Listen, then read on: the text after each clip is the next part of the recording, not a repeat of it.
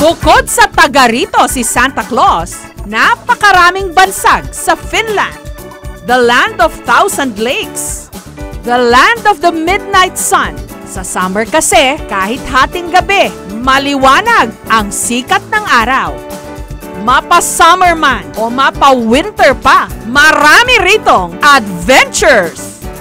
Malamig, below zero ang temperatura, pero makapigil hininga ang ganda. Sa mga katulad kong medyo takot sa sobrang ginaw, nakakadalawang isip pagtungo rito sa Finland. Pero kapag ito po'y nasa inyong bucket list o listahan ng mga bansang dapat ninyong mapuntahan, haliho kayo rito. Huwag mag-alinlangan dahil marami ritong pangontra sa ginaw. At sigurado, mag-e-enjoy ho kayo sa napakaganda at napakalinis na kalikasan. At sa snow, syempre! Sa mga katulad kong hindi naman marunong mag-ski, huwag mag-alala. Busugin ang mata.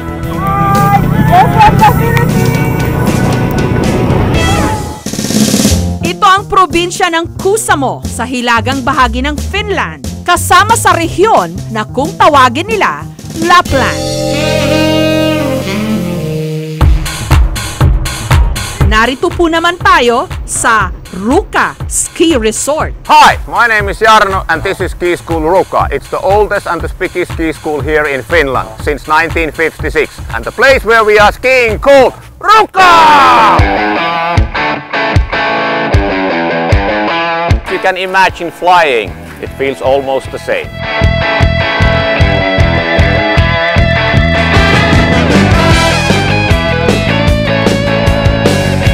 Oktubre ang simula ng ski season dito. Tumatagal hanggang Mayo. Mas makapalang snow, mas masaya ang mga narito. Pwedeng mag-aral mag-ski ang mga beginner. As you can see, we are rather high mountain, but we are not that high. We have a 3-day course or 5-day course, and we have a really good beginner areas where we guide you step by step in the alpine skiing. Pwedeng sumakay sa ski lift para marating ang tuktok ng bundok. Yay! I'm on top of the mountain! I'm on top of the world! Jump! 492 meters ang taas nito. Hindi mo kailangang mamili ng anggulo. Pag gusto nyo ng 360-degree view, dito tayo sa tuktok ng Ski Mountain Ski Resort. Ayan! Yay! Woo! Ang ganda!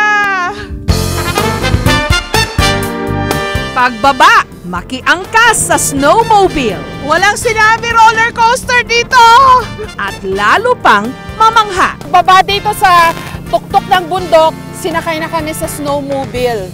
Maraming paraan ng paggalaw dito, modes of transportation. Kung hindi ka marunong mag-ski, no problem. Pwede kang sumakay sa snowmobile katulad dito. Umaasa ang mga namamahala ng turismo rito na dahil idineklarang 2017 is Visit Finland Year, dadagsa ang mga turista. So Mats, can you tell us how you're trying to sell Finland to the world? Well, Finland is actually really easy to sell because this is a country of natural beauty. In the winter we have a lot of snow, and during the summer we have summer light all day. But your number one drawback is also your number one strength, the horrible weather. The weather it's cold and snowy during the winter, of course, but we love it, and our guests also love it. You can do skiing, snowshoeing, husky rides, roll and play with the sun, with the snow. Sa mga katulad kong medyo ninenervyos sa sobrang lamig, huwag daw mag-alala. Maraming Pilipino, Sabina, katulad ko, medyo takot sa sobrang ginaw. Ano ba, paano ba? Paano ba natin ma-enjoy? You just have to wear the right outfit. Na parang lagyan mo lang ng layer yung damit mo, ng mga warmers. And then, meron din naman kaming pinoprovide na parang overall na outfit na mainit talaga. Ano ang pwedeng gawin ng mga Pilipino dito sa Lapland, yung Finland, Norway? Yung mga bucket list usually ang pinag-uusapan. One is the Northern Lights. Lahat ng Pilipino, pag tinatanong lagi, gusto ko, dream ko makakita ng Northern Lights. And to stay in an igloo hotel. And to experience the husky ride and also the reindeer ride. Pag gusto nilang maka-travel and then gusto nila mas affordable yung travel nila, they have to book very early. Pag mag-book ka ng mas maaga, especially ang airfare, there are lots of promos right now. So, hindi mahal pumunta rito? Pag nag-book ka ng early, hindi nakaka-avail ka ng mga good price, ng good rate for business and economy class.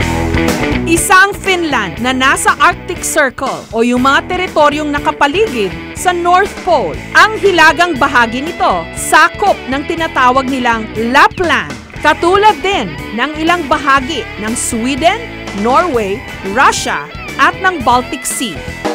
Kapag winter, pati ang mga lawa nagiging yelo. Pwede ang mga itong pasyalan sakay ng sled na hinihila ng mga aso. Sa ganitong ginaw, kailangan importante yung tamang isusuot. Dahil mag-husky ride tayo ngayon, kailangan daw magsuot ng prescribed na overalls, yung mas mainit pa dito sa suot natin. Kasi we'll be outdoors for about an hour daw. So, dito kukunin yung mga isusuot. No. Tingnan, pinagpawisan. At least may pangonter sa sa lamig. Kailangan mag-moonwalk. This is like the astronaut's hat. Yeah. Dito na tayo sa Husky Farm. Dito tayo makakaranas ng husky ride. Ito yung sled na ang hihila yung mga malalaking aso. Yung ang breed husky. Parang ang pagkakaintindi ko, tradisyon ito sa kanila kasi these dogs are made to run fast.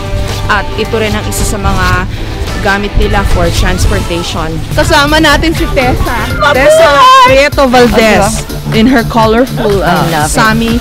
Ano ba to, Tessa? Sami daw. Parang tribal ng Hat of Four Winds. Hello, Philippines. Hello. So we're going to do your husky ride this morning. Yes, How are the snow conditions, sir? very little snow. Oh, is that bad for husky rides? Yeah, it's very bad because you can't ride.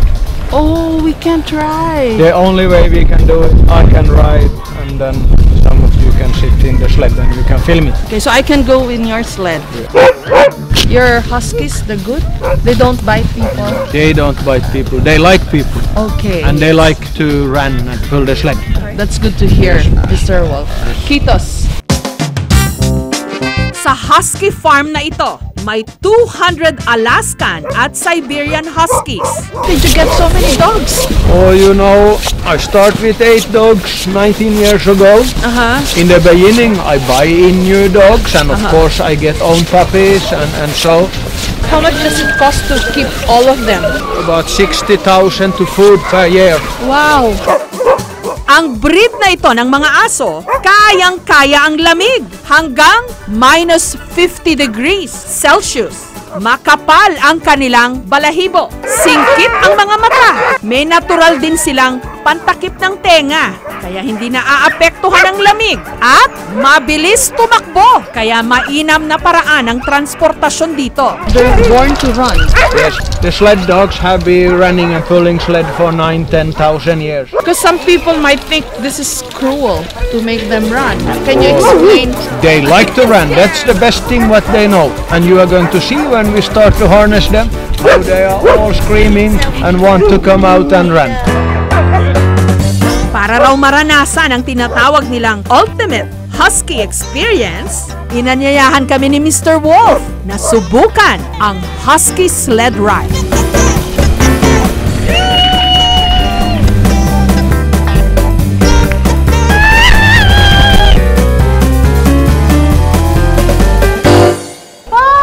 In one piece! Yes.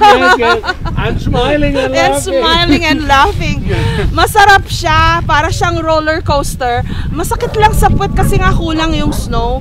If there's more snow, it doesn't hurt so much, right? No, then it's flat and nice and faster. Yes, but it's good. It's a good ride. It's a Yes. hell of a ride, Mr. Yes, Wolf. yes. Thank you. Dito sa Finland, traditional pa rin. Pagka masyadong malamig, meron silang mga ganitong painitan. Sa loob may fireplace, pwede kang magtsaa. Sa kabila ng napakalamig na klima ang pagtanggap at pag-asikaso sa amin ng mga nakilala naming Finn, napakainit. Kilala ang mga Finn bilang reserved o mahiyain. Mababait sila pero hindi kikibo kung hindi mo kakausapin. Mahalaga raw sa kanila ang personal space at privacy.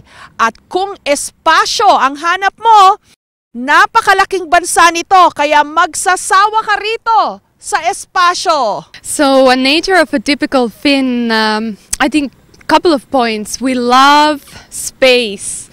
So you see a lot of space that we have here around, so we reflect the nature. We're similar to our nature. And another thing that Finns love is also, we love, personal space. Oh, you're not touchy-feely? No, you're not touchy-feely like this, huh? Okay. Well, depends. But in general, I think a personal space is something that's really important for a Finn. Other thing is that we love silence. So, again, reflecting on nature, there's not much noise around, so we are also like that. Oh, so you're so unlike us, but you're very hospitable and warm once you get going. Once we get going, yes, definitely. And I think politeness, being polite and being good towards another human being and our guests is definitely our. Kung gusto mo ng kakaibang bakasyon, out of your comfort zone, ika nga, haliho kayo rito sa Finland, kung saan masisilayan nyo ang hiwaga ng kalikasan. Ito ang world-famous na igloo resort dito sa Kaxklautenen, ang pinakamagandang lugar marahil para masilayan ang natural light show na kung tawagin, Aurora Borealis o Northern Lights. Dito sa Finland, at sa bahaging ito ng mundo, para bang may sariling fireworks ang kalikasan.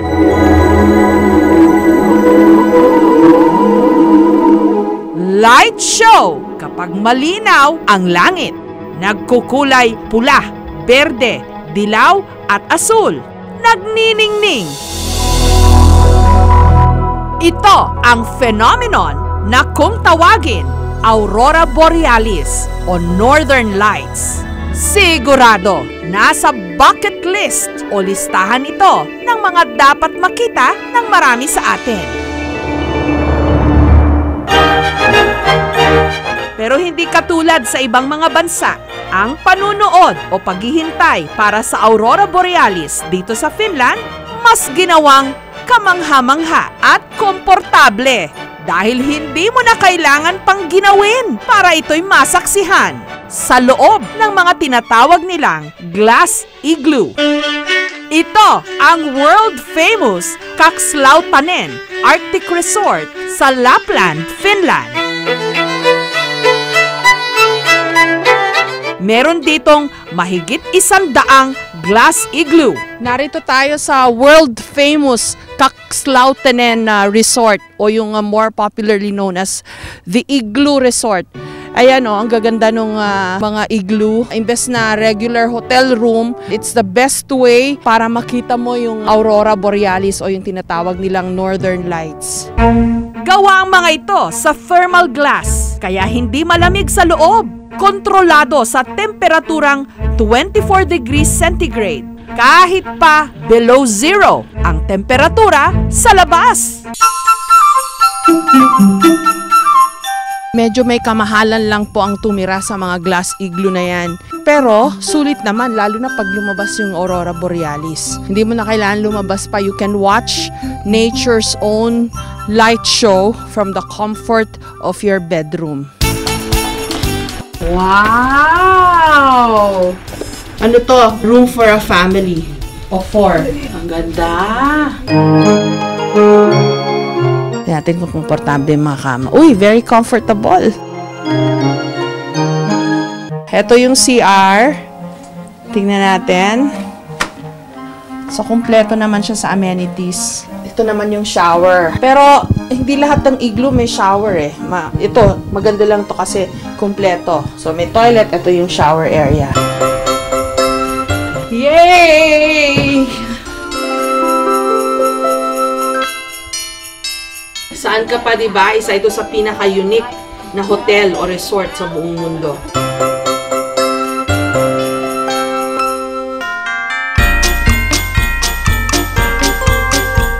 Kung gusto mo naman ng pinaghalong log cabin at glass igloo, ito ang tinatawag nilang Kilo Glass Igloo. May sarili itong sauna, kitchenette at fireplace.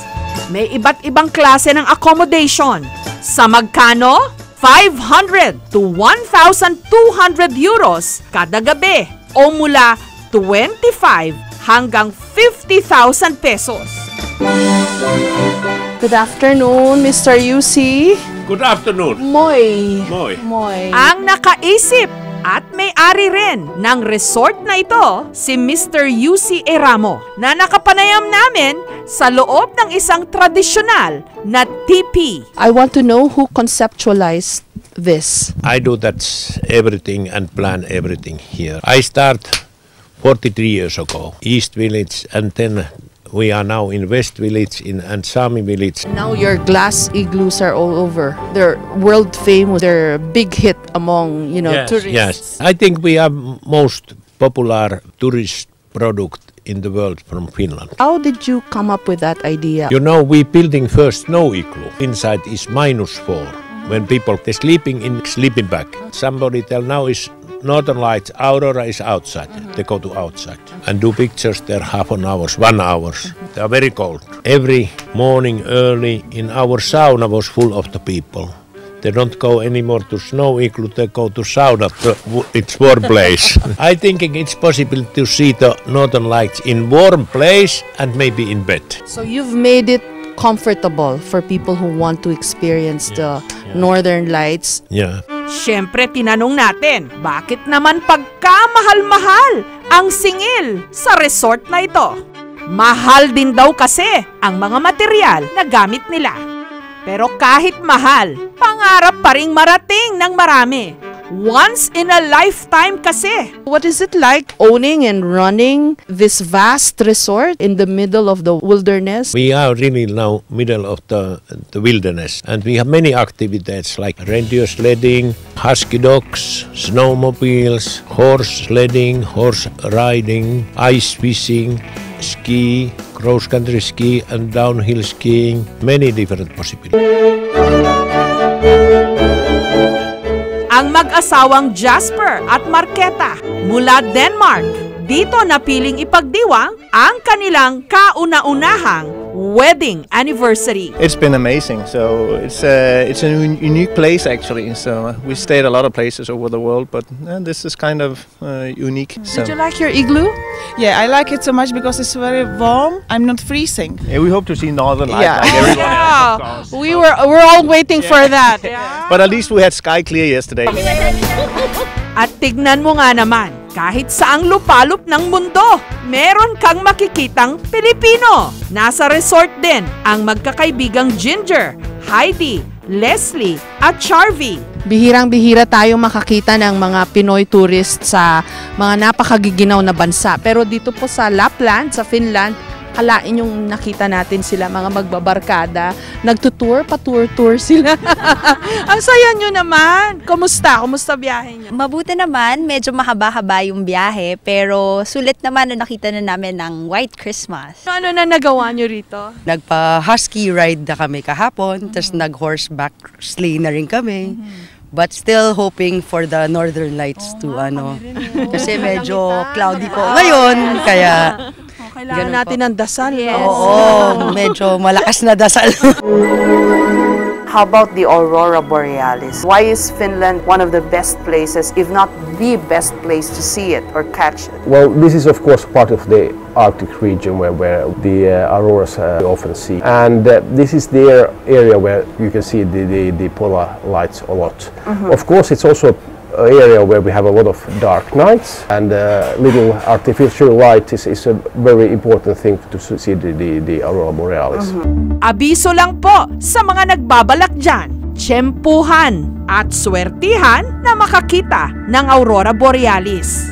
Depende sa panahon at kung hindi magiging maulap ang langit. How would you explain that kind of experience to someone from the tropics or other parts of the world where they will probably have little chance or no chance at all of seeing one? So it's connected by the polar lights and also the silence, the big nature, the cold climates. It's a complete package. So if you look at the photograph and it looks really beautiful, but then seeing it live, connected with the nature and temperature and the darkness, it's much stronger in that way. Wow!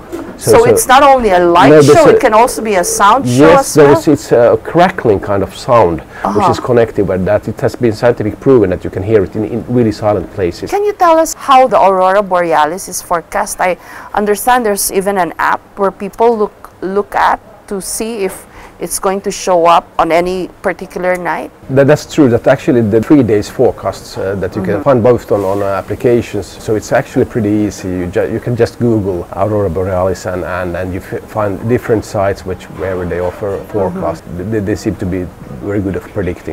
Kami halimbawa, sa 4 na gabi naming nasa Finland, hindi namin ito nasilayan. Pero nasilip din namin pagtawid namin ng Norway, malapit sa border ng Russia. So mula Finland, bumiyahe po kami patungo ng Norway. Ito na ho yung border. And as usual, sa highway, may mga sign na katulad nito, watch out for the reindeer. Napakahalaga ng pagtingin ng mga taga rito sa reindeer. You have to watch out for them, hindi imbes na sila yung umilag sa tao. Yung tao ang dapat umilag sa kanila.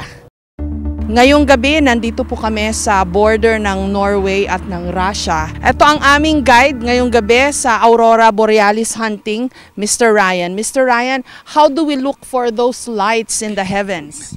It's very difficult to see this evening, but sometimes there's a very strong light, and if there are strong light, so they're shining through the clothes on the space. Any tricks that you may do so that the lights will just appear?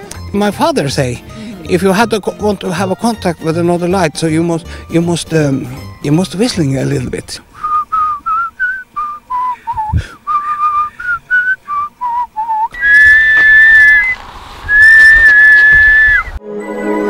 At meron kaming mga kaunting naaaninag sa langit na Aurora Borealis.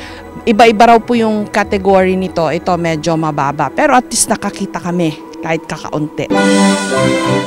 Bukod sa Finland at Norway, pwede ring makaranas ng White Christmas sa Iceland. Kung saan may mainit na Blue Lagoon kahit nagyeyelo ang paligid. Pwede ka ritong mag-spa. Kung gusto nyo talaga ng malamig na Christmas na may halong fantasya, pwede sa Paris, kung saan may sarili silang Disneyland. White Christmas ba kanyo? Pwede! Kahit saan! Yay!